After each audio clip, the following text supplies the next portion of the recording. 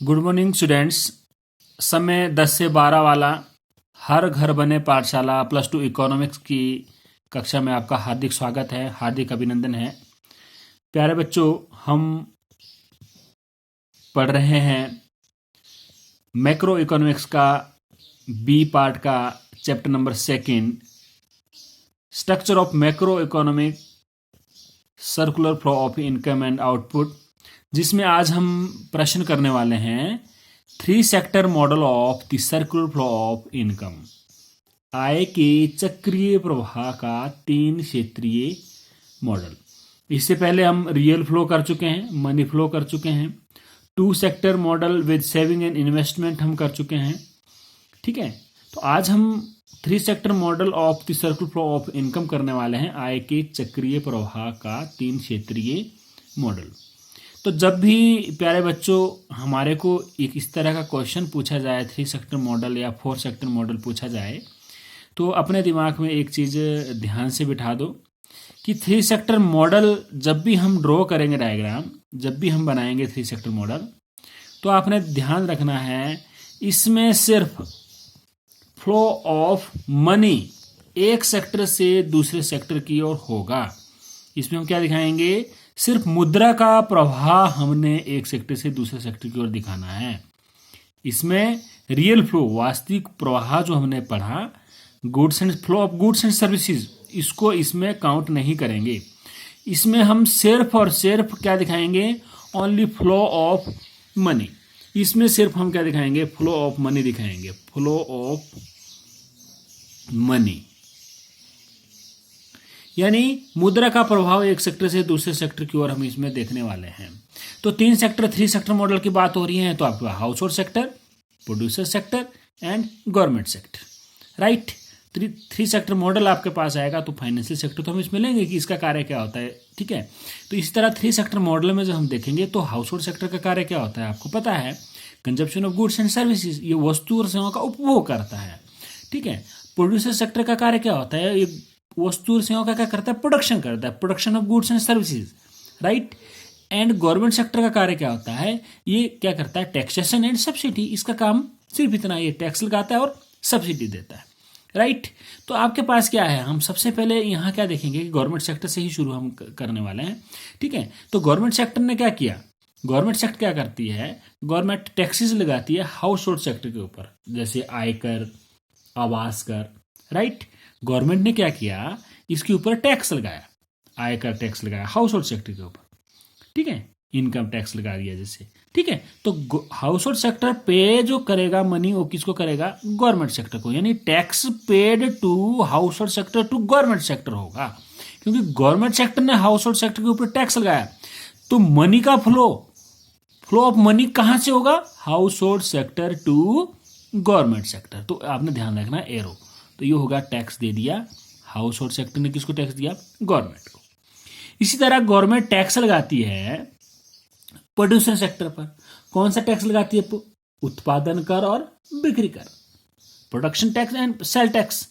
ठीक है, तो गवर्नमेंट जो है, जो प्रोड्यूसर होता है, उत्पादक होता है, उसके ऊपर टैक्स लगाती है। तो इसलिए क्या होता है? प्रोड्यूसर सेक्टर क्या करेगा? गवर्नमेंट सेक्टर को क्या देगा? टैक्स देगा। ठीक है, तो फ्लो ऑफ जो मनी, फ्लो ऑफ टैक्स होगा वो प्रोड्यूसर सेक्टर टू गवर्नमेंट, क्योंकि गवर्नमेंट ने लगाया इसके ऊपर। कौन सा कर लगाया? उत्पादक कर और बिक्री कर। तो इसका फ्लो क्या होगा? इस ओर होगा। दूसरा काम क्या होता है? एक तो गवर्नमेंट का काम टैक्स होगा, दूसरा काम क्या होगा इसका? सब्सिडी। ठीक है, तो गवर्नमेंट क्या करती है? आपका प्रोड्यूसर सेक्टर को सब्सिडी प्रोवाइड कराती है। तो डायरेक्ट फ्लो, मनी का फ्लो क्या होगा? Government sector to producer sector. इसी तरह गवर्नमेंट सेक्टर क्या करती है? हाउस होल्ड सेक्टर को भी सब्सिडी के रूप में, ट्रांसफर पेमेंट के रूप में, जैसे पेंशन, ओल्ड एज पेंशन, ठीक है, ओल्ड एज पेंशन आदि जो है क्या करती है? प्रोड्यूसर सेक्टर को देती है। तो इसलिए ट्रांसफर पेमेंट, हस्तांतरण आय का जो फ्लो होगा वह गवर्नमेंट सेक्टर से क्या होगा? हाउस होल्ड सेक्टर की ओर होगा, राइट। तो आपने क्या देखा कि प्रोड्यूसर सेक्टर क्या करता है? वस्तुओं का निर्माण करता है। तो इसी तरह आपके पास गवर्नमेंट भी क्या करती है, प्रोड्यूस सेक्टर से वस्तु खरीदता है। जैसे हमारा जो उचित मूल्य की दुकानें होती हैं, गवर्नमेंट की जो सस्ते राशन की दुकानें, डिपो वगैरह होता है सरकारी, जहाँ से आप राशन लाते हैं, गवर्नमेंट कहाँ से खरीदती है सारा माल? प्रोड्यूसर सेक्टर से। तो प्रोड्यूसर सेक्टर से जब गवर्नमेंट ने सारा का सारा जो वस्तुएं खरीदी, तो उसके बदले क्या होगा, फ्लो ऑफ जो आपके पास के expenditure on goods and services का फ्लो क्या होगा, government sector to producer sector. क्योंकि प्रोड्यूसर सेक्टर ने इसको क्या दी, गुड्स एंड सर्विसेज दी गवर्नमेंट को।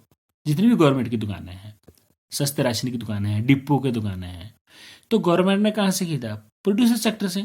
तो फ्लो ऑफ मनी किस ओर होगा, गवर्नमेंट सेक्टर क्या करेगी, उसको पैसे देगी जो भी सामान खरीदा, expenditure on goods and services का फ्लो होगा प्रोड्यूसर सेक्टर।